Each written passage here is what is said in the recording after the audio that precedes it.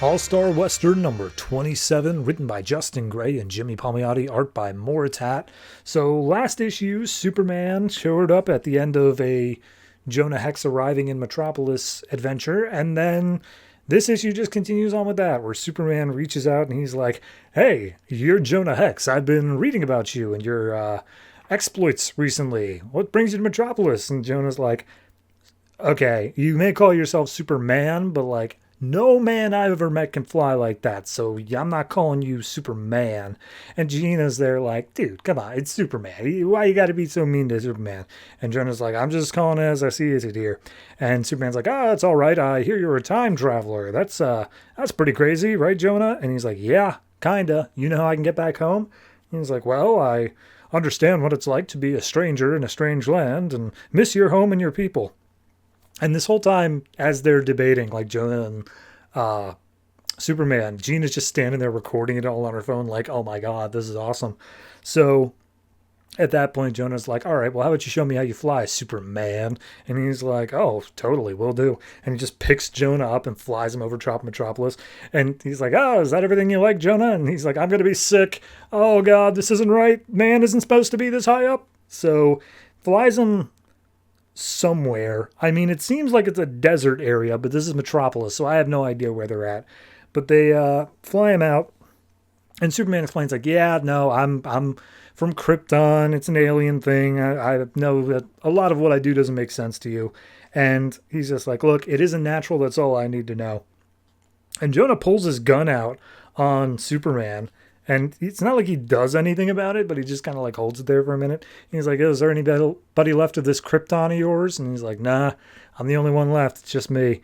My parents here spent me in a ship." And he's like, "Oh, yeah, you saying you're from the stars?" And he's like, "Yeah, I guess that's a thing, but is it any weirder than man time traveling?" He's like, "All right, got me there. What else can you do?" And Superman just picks up a giant boulder, throws it into the sky, and then zaps it with his heat vision. And Jonah's like, "Dude, what are you?" And he's like, "I told you, I'm sure this is overwhelming for you." He's like, "No, no, no, I get you got special powers. I can accept whatever you throw at me there.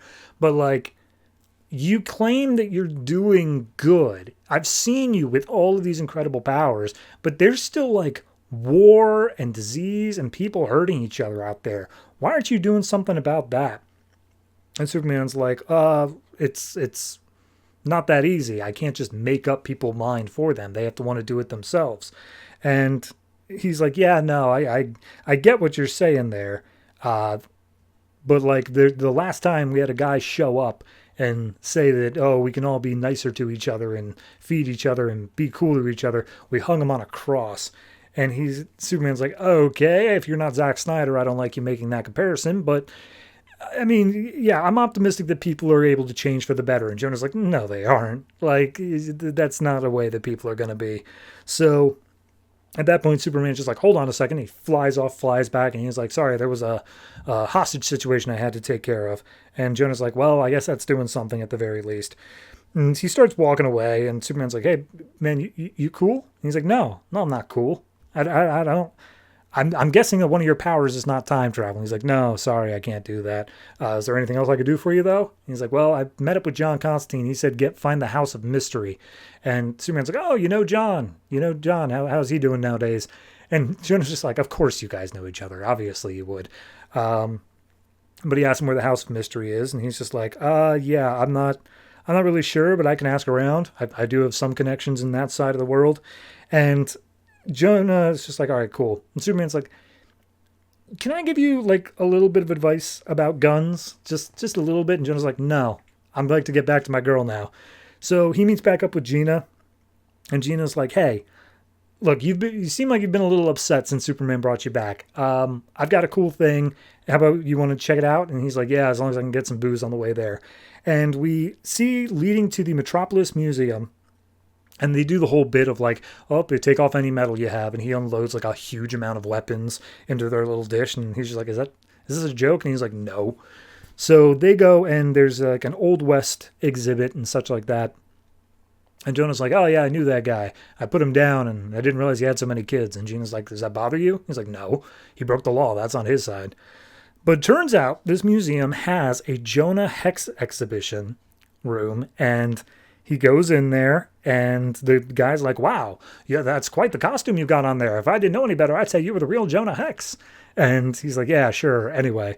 And this guide kind of just leads them around the room, and he's like, oh, here's an axe that we believed belonged to Jonah. We don't know if it's a recreation or the original. And Jonah's like, no, it's the original. That's my axe. And he's going to reach for it, and Gina's like, don't even think about it. And then we see like all of these stories that were told, and it's like, yeah, we heard stories about a woman he was with, Tallulah Black. It's apparently there's rumors that they settled down together, rumors that she died before him, that he died before her, all sort of things.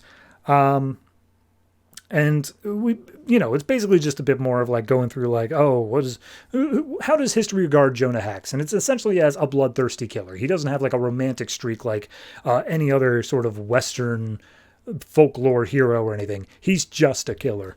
So finally, the guard leads him over and said, this is the prize of our collection. We got it off a curiosity shop that was selling it after like a circus freak show sort of thing. It's the actual body of Jonah Hex. And they show him, and he's like, he looks like a wax figure. It's not like he's like deformed or anything, but he's dressed up in like super not his style clothes, like think Back to the Future 3 kind of stuff. And Jonah looks at him and he's like, that's not me. That's not me. I'm not cool with that. And he like tries to throw a punch. The thing's made of plexiglass, so he just storms out past the guards. And Gina comes running out, and he's like, I'm sorry, I didn't know they had like that. Now, clearly that would be upsetting to anybody. I thought the rest of it would be cool, though. You would be able to see all these things from your past. And Jonah's like, well, you thought wrong. And he just drives off away without her. So he leaves Metropolis. He goes to this little saloon out of town. He sits down at a table alone, tells the barkeep, bottle of whiskey and keep him coming, until finally, end of the night, he's too drunk to even stand. He gets thrown out into the garbage behind the bar to sleep it off. And as he comes to in the middle of the night, he staggers over to his bike, kicks it on, and just starts driving down the road. And he sees a big bright light ahead of him, and he says, Tallulah, and we see 3 panels of his bike in ruins, a truck driver calling 911, and Jonah bleeding out all over the pavement. So, I think this issue does more to characterize Jonah than the past 30 issues have, like, combined.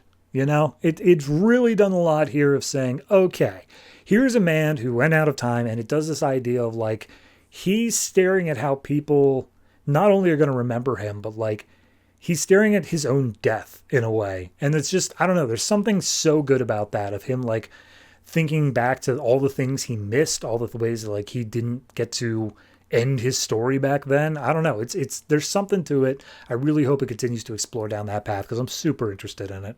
The Superman stuff at the beginning was also good. I will say, though, it was just kind of like, I don't want to say preachy, but it was very much of like, oh, here's a man with a certain set of morals going up against Superman. And they kind of just argue about like which set of morals is the more just, I've seen it done before. This doesn't do anything new with that. But all in all, fine issue just for that ending, more or less. I'm really into that sort of side of things. So I'm going to give this one I'll give it a 7.5. I think it was really good. I'm looking forward to seeing if we can continue down this path of Jonah's desperation of, like, essentially a death wish, more or less.